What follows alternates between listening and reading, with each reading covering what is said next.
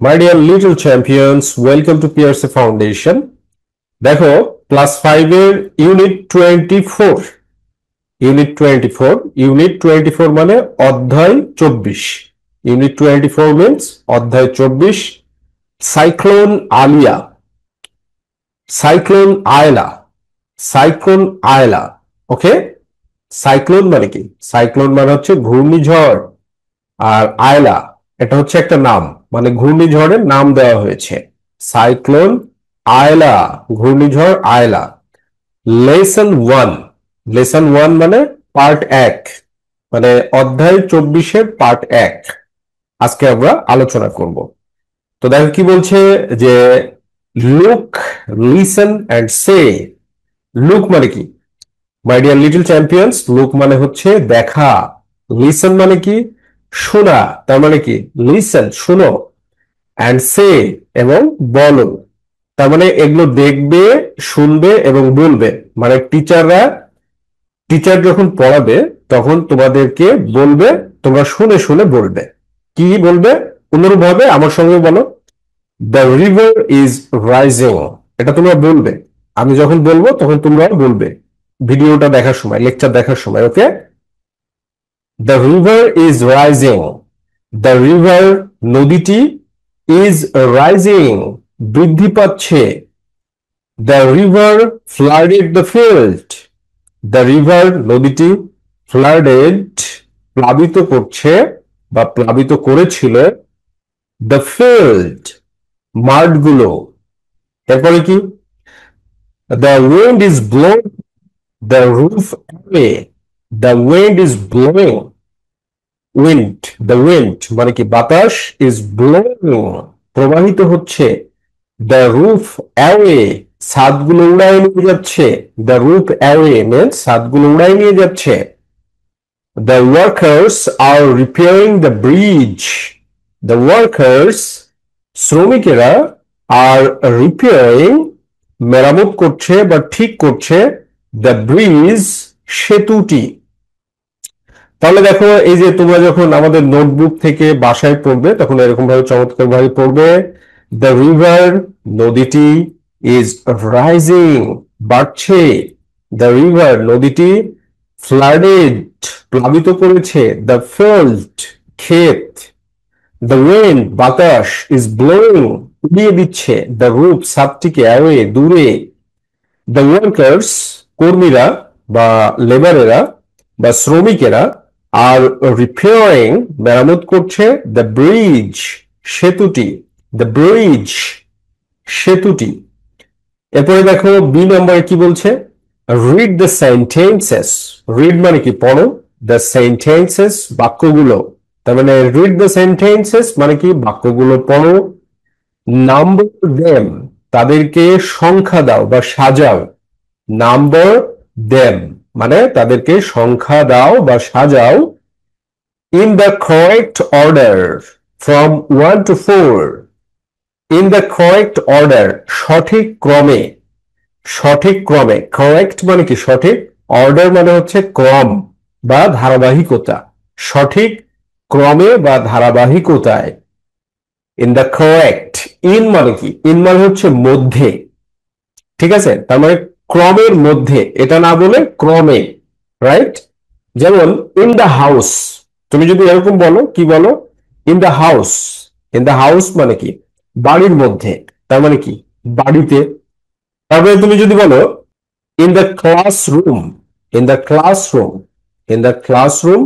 Classroom মানে কি classroom মানে হচ্ছে শ্রেণীকক্ষ তাহলে ইন দ্য ক্লাসরুম মানে শ্রেণীকক্ষের মধ্যে তার মানে শ্রেণীকক্ষে মানে একার লাগালেই মধ্যে হয়ে যায় ঠিক আছে তার মানে কি ইন দ্য কারেক্ট অর্ডার সঠিক মানে ক্রমে বা সঠিকভাবে ফ্রম 1 to 4 1 থেকে 4 পর্যন্ত তাহলে প্রথমে কি বলছে দেখো দ্য ওয়ার্কার্স তার মানে হচ্ছে এই চারটা সেন্টেন্সকে তোমাদের রিঅ্যারেঞ্জ করতে হবে মানে পুনরায় সাজাতে হবে এই চারটা সেন্টেন্সকে কি করতে হবে পুনরায় সাজাতে হবে এটা রিঅ্যারেঞ্জ করতে হবে দ্য ওয়ার্কার্স শ্রমিকেরা আর রিপেয়ারিং মেরামত করছে। দ্য হার্টস, হার্টস মানে হচ্ছে কুড়ে ঘরগুলো, অ্যান্ড দ্য ফিল্ডস এবং ক্ষেতগুলো, মাঠগুলো। ঠিক আছে, হার্টস মানে কি কুড়ে ঘর। দ্য রিভার, নদীটি, ইজ রাইজিং, বৃদ্ধি পাচ্ছে, অ্যান্ড এবং দ্য উইন্ড, বাতাস, ইজ ব্লোয়িং, প্রবাহিত হচ্ছে। দ্য স্টর্ম স্টার্টস, ঝড় শুরু হয়। দ্য স্টর্ম, স্টর্ম মানে কি ঝড়। দ্য স্টর্ম স্টার্টস, ঝড় শুরু হয়। দ্য উইন্ড ইজ ব্লোয়িং, মানে বাতাস প্রবাহিত হচ্ছে। দ্য রুটস অ্যাওয়ে, আর ছাদগুলোকে উড়িয়ে নিয়ে যাচ্ছে। অ্যান্ড দ্য রিভার, এবং নদীটি, ইজ ফ্লাডিং, প্লাবিত করছে। দ্য ফিল্ডস, মাঠগুলোকে প্লাবিত করছে। তাহলে সঠিকভাবে সাজাতে গেলে কি হবে? প্রথমে আগে ঝড় শুরু হবে, তারপরে নদীর স্রোত বৃদ্ধি পাবে, তারপরে গান তো, তাই না? তাহলে অ্যান্সারটা কি? দ্য স্টর্ম, ঝড়, স্টার্টস, শুরু হয়। প্রথমে কি? ঝড় শুরু হয়। তারপরে কি হলো 2 নম্বরে? দ্য রিভার, নদী, নদী বা নদীটি, ইজ রাইজিং, বাড়ছে। বাড়ছে মানে কি? নদীতে পানি বৃদ্ধি পাচ্ছে, ব্যাপকভাবে পানিটা বৃদ্ধি পাচ্ছে, রাইট? অ্যান্ড এবং দ্য উইন্ড, বাতাস, ইজ ব্লোয়িং, বইছে।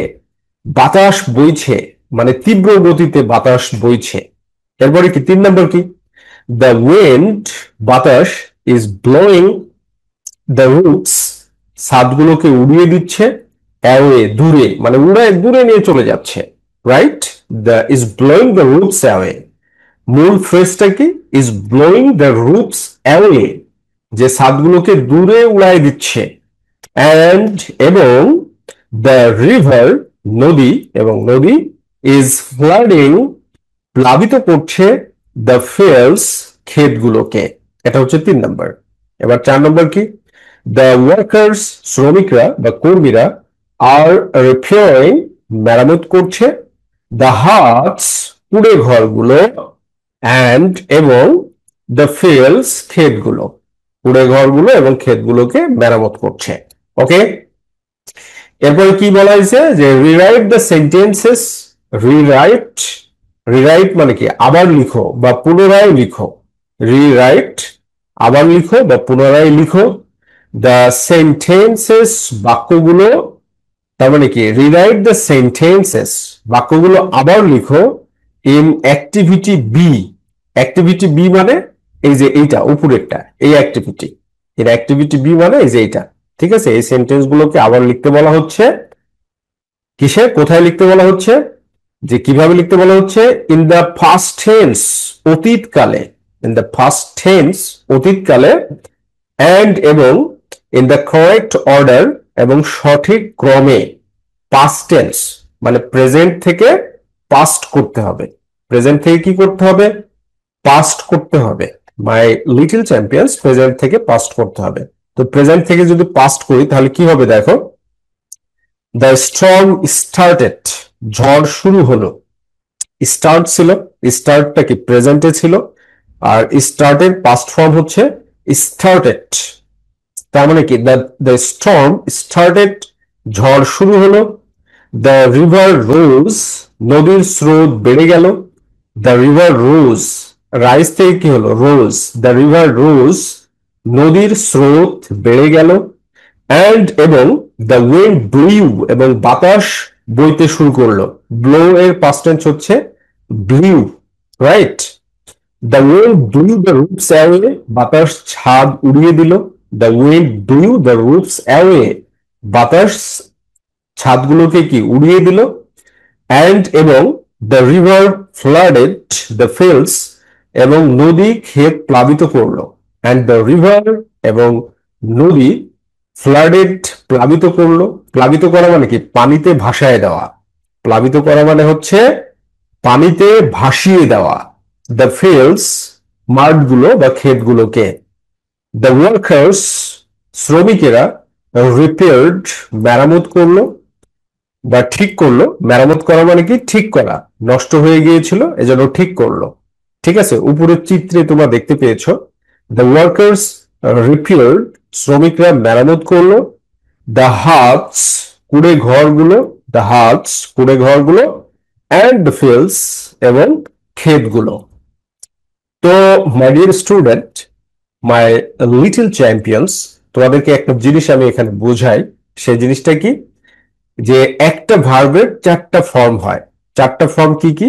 একটা হচ্ছে প্রেজেন্ট ফর্ম, একটা হচ্ছে কি প্রেজেন্ট ফর্ম, যেটাকে সংক্ষেপে ভার্ব ওয়ান বলা হয়, V1 বলা হয়। কি বলা হয়? V1, present form. আর তারপরে কি পাস্ট ফর্ম, পাস্ট ফর্ম, যেটাকে সংক্ষেপে ভার্ব টু বলা হয়, মানে V2 বলা হয়। পাস্ট ফর্মটাকে কি বলা হয়? V2 বলা হয়, রাইট? এরপরে কি? এরপরে হচ্ছে PPP, পাস্ট পার্টিসিপল, পিপি মানে পাস্ট পার্টিসিপল, পার্টিসিপল ফর্ম। ওকে, পিপি, এটাকে সংক্ষেপে ভার্ব থ্রি বলা হয়। এটাকে সংক্ষেপে কি বলা হয়? ভার্ব থ্রি বলা হয়ে থাকে। আর লাস্ট যেটা, সেটা হচ্ছে আইএনজি ফর্ম, আইএনজি ফর্ম। এটাকে অন্য ভাষায় বলা হচ্ছে present participle, present participle, right? তো এখানে কি বলা হয়েছে, এই সেন্টেন্স গুলো না প্রেজেন্ট টেন্সে আছে, এজন্য সি নাম্বারে বলছে যে তোমরা এটাকে পাস্ট ফর্মে করো। ঠিক আছে, কোন ফর্মে করতে বলেছে? যে তোমরা এটাকে পাস্ট ফর্মে করো।